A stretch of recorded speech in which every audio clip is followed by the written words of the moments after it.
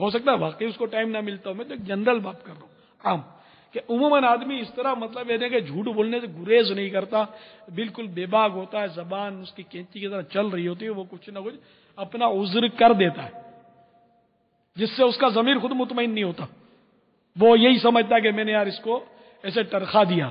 لیکن ہر ایک کو یہ سمجھنا چاہیے کہ ابھی زبان سے الفاظ نکلے اور لکھنے والے تیار ہوتے ہیں, وہ فرشتے لکھ لیتے ہیں. اسی لیے نہیں لکھے جاتے کہ اب یہ بھول جائیں گے, یا اللہ تعالیٰ ان کا محتاج ہے کہ اللہ کو یہ بتائیں گے تو پتہ چلے گا. اللہ تعالیٰ کو سب پتہ ہے, ہم کیا کیا بولیں گے یہ پہلے سے ہی پتہ ہے اس کو, کون کیا کرے گا وہ سب پہلے سے پتہ ہے. لیکن یہ اس کا نظام ہے. کل بندہ انکار کرے تو اس کے سامنے یہ رکھا جائے. لیکن اللہ تعالیٰ بے نیاز ہے. کس کی مجال ہے جو اللہ تعالیٰ سے بحث کر سکتا ہے, الجھ سکتا ہے, یا اللہ تعالیٰ کو دھوکہ دے سکتا ہے؟ ناممکن ہے, محال ہے. ہمارا رب ہم کو ہم سے زیادہ جانتا ہے, ہمارے ہر معاملے کو جانتا ہے, ہر مخلوق سب کو جانتا ہے, جو پیدا ہو چکے ان کو بھی, جو پیدا نہیں ہوئے ان کے بھی سارے معاملات جانتا ہے. اس سے کوئی ایسی شے ہے ہی نہیں جو پوشیدہ ہو. تو بہرحال یہ کہ میرے میٹھے میٹھے اور پیارے پیارے ہیں بھائیوں, ہمیں اللہ سے ڈرنا چاہیے. ہمارے سارے معاملات نوٹ ہو رہے ہیں. دوسرا کوئی آدمی دیکھ رہا ہو, بڑا آدمی, معزز آدمی, تو ہم ڈرتے ہیں اس سے. سگریٹ پیتے ہیں لوگ تو چھپا لیتے ہیں, اور اس طرح وہ ترکیب کرتے ہیں. کوئی بڑا ہے تو اس کے سامنے بولنے میں احتیاط کرتے ہیں, تھوڑا آواز پست رکھتے ہیں. لیکن وہ نہیں ہوتا تو ہم دلیری کے ساتھ گالی بھی معاذ اللہ باز بک ڈالتے ہیں, اور نہ جانے کیا کیا کر ڈالتے ہیں کہ وہ تھوڑی اب کوئی دیکھ تھوڑی رہا. کوئی کیوں نہیں دیکھ رہا, اللہ دیکھ رہا ہے. ہماری نظر کہیں پہنچے اس سے پہلے دیکھنے والے کی نظر پہنچی ہوئی. قفل مدینہ کا وہ ایک بزرگ سے کسی نے جب یہ عرض کیا کہ میں نظر کی حفاظت کرنا چاہتا ہوں, کیسے کروں؟ تو انہوں نے یہی فرمایا کہ بس جب بھی تو کہیں دیکھنے لگے تو یہ سوچ لے کہ تیری نظر وہاں پہنچے اس سے پہلے کسی کی نظر وہاں پہنچی ہوئی ہے. یعنی اللہ تعالیٰ تجھے دیکھ رہا ہے کہ تو کیا دیکھ رہا ہے, تو کس کو دیکھ رہا ہے. معاذ اللہ کوئی عورت کو تاڑ رہا ہے اور سمجھ رہا ہے کوئی اطراف میں نہیں دیکھ رہا, یا تو امرد کو بری نیت سے دیکھ رہا ہے اور تو سمجھتا ہے کہ دیکھنے والوں کو کیا پتا کہ میری نیت کیا ہے. لیکن اللہ کو سب پتا ہے.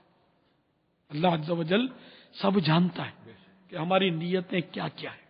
تو اس لیے کاش ہم اللہ کی پکڑ سے ڈرتے ہوئے دیکھیں, بولیں, نظر ڈالیں, نظر ہٹا لیں. ہم سب یعنی کہ ایسے ہمارا رواں رواں اللہ تعالیٰ کے فرامین کے تابع ہو جائے. کاش ایسا ہو جائے. آمین. کاش ایسا. پاپا یہ کیا مخلوط دعوتیں, مخلوط تفریح گاہیں یا مخلوط تعلیمی نظام, یہ بھی ایک سبب ہے. یہ بھی سبب ہے. اسباب ہے, بالکل ہیں یہ اسباب. اور خاندان میں بے تکلفیاں یہ بھی اسباب ہیں. کیونکہ وہ آج کل یہ پتہ نہیں کزن بولتے ہیں, ابھی ہر ایک کو کزن بولتے ہیں. بھائی بہن ہو جاتے ہیں. بھائی بہن ہو, کزن ہوئے. خالہ زاد بھائی ہوتا ہے, وہ پھوپھی زاد بہن ہوتی ہے. تو ان میں کوئی پردہ نہیں ہوتا آج کل. حالانکہ یہ پردہ ہے, دونوں کی شادی ممکن ہے نا. تو جہاں شادی جائز ہوتی ہے وہاں پردہ لازم ہوتا ہے, جس سے شادی جائز ہو. تو اس لیے وہ خالہ زاد, مامو زاد, پھوپھی زاد, تایا زاد, چچا زاد, یہ سب کزن کہلاتے ہیں شاید انگلش میں. تو وہ ویسے ہمارے ہاں اس کی مطلب یہ قسمیں ساری ہیں. تو یہ سب کے سب جو ہیں یہ آپس میں غیر محرم ہیں, ان کا آپس میں پردہ ہے. لیکن آج کل پردہ نہیں کیا جاتا, تو یہ بھی پھنس جاتے ہیں عشق مجازی میں. اور ضمناً یہ بھی عرض کروں کہ خالو, پھوپھا سے بھی پردہ ہے, مومانی, چچی اور تائی کا بھی پردہ ہے, بہنوئی کا بھی پردہ ہے. وہ مومانی, چچی اور تائی کے عید پر ہاتھ چومے جائیں, اور خالو اور نعوذ پھوپھا. باللہ, جب پردہ ہے تو ہاتھ چومنا تو اور بھی سخت ہو گیا نا بھائی. خالو اور پھوپھا سے مطلب کہ جوان لڑکیاں جو گھر کی بچیاں کہلاتی ہیں وہ سر پر شفقت بھرا ہاتھ پھیرائیں, توبہ توبہ, اور وہ ہاتھ پھیر دیں, جیتی رہو بیٹی. تو وہ جہنم میں جانے والے کام نہیں ہے, جہنم میں لے جانے والے کام ہے. توبہ استغفر اللہ.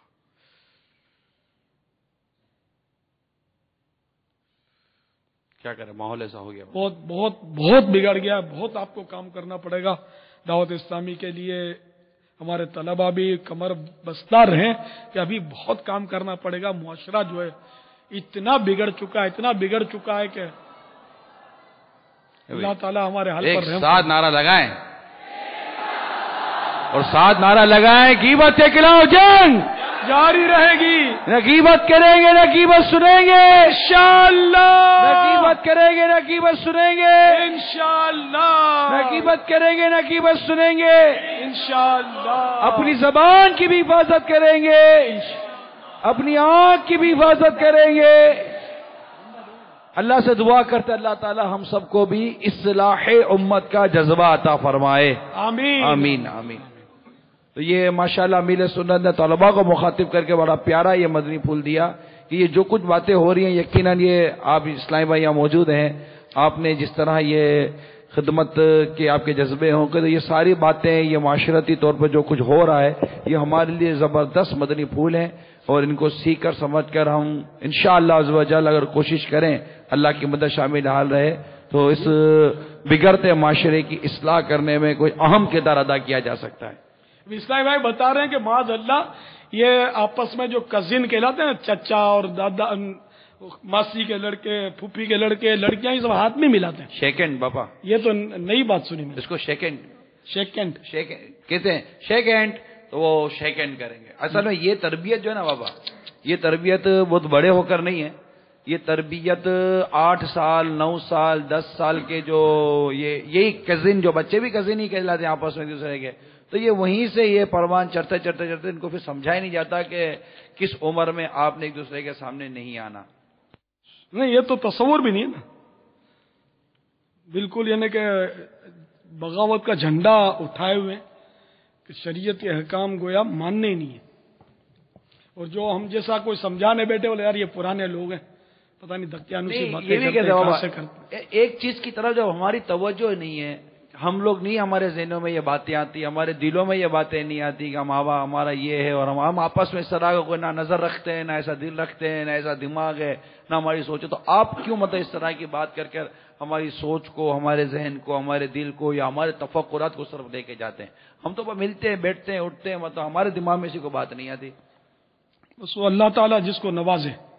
تو اسے الحمدللہ معاشرے میں ہزاروں لاکھوں الحمدللہ ہیں کہ جن کا یہ ذہن ہے کہ یہ سب گناہ ہو رہے ہیں اور یہ نہیں ہونے چاہیے، لیکن پھر یہ بیچارے وہ کمزور اکثر پڑ جاتے ہیں کہ یار معاشرے کے ہاتھوں لاچار ہیں، تو یار خاندان کے مسائل ہیں، تو یہ ہو جائے گا تو ہو جائے گا، تو معاشرے کے ساتھ ساتھ بھی ذرا چلنا پڑتا ہے، لوگوں کا بھی ذرا مان رکھنا پڑتا ہے. تو یوں یہ پھنس جاتے ہیں، سمجھنے کے باوجود وہ نہ سمجھ بنتے ہیں اور قصدن یوں بھی گناہوں میں پڑتے ہیں بیچارے. تو ایسا نہیں کرنا چاہیے. جزاک اللہ بابا. آپ وہ شہیدوں کی اقسام میں ہم عشق مجازی سے ہم آگے بڑھے تھے کہ وہ عاشق جو اپنے عشق کو چھپائے اور گلتا ہو رہے اور وہ بھی اگر انتقال کر جائے تو وہ شہید کہلاتا ہے، جبکہ پاک دامن ہو. جبکہ پاک دامن ہو. اسی طرح کسی درندے نے پھاڑ کھایا وہ بھی شہید ہے. بادشاہ نے ظلمن قید کیا یا مارا اور مر گیا. کسی موذی جانور کے کاٹنے سے مرا، سانپ نے ڈس لیا مثلا وہ مر گیا. علم دین کی طلب میں مرا. سبحان اللہ. مدنی قافلے والوں کے لیے بھی کتنا بڑا چانس ہے. مؤذن جو کہ طلب ثواب کے لیے اذان کہتا ہو، یعنی تنخواہ دار مؤذن مراد نہیں ہے، دیکھیں فی سبیل اللہ جو اذان دیتے ہوں ایسے مؤذن وہ بھی شہید. راست گو تاجر جس کو ہم اپنی زبان میں ایماندار تاجر بولتے ہیں، تو دیانت دار جو تاجر ہے، راست گو سچ بولنے والا، تو وہ بھی شہید کا رتبہ پا رہا ہے.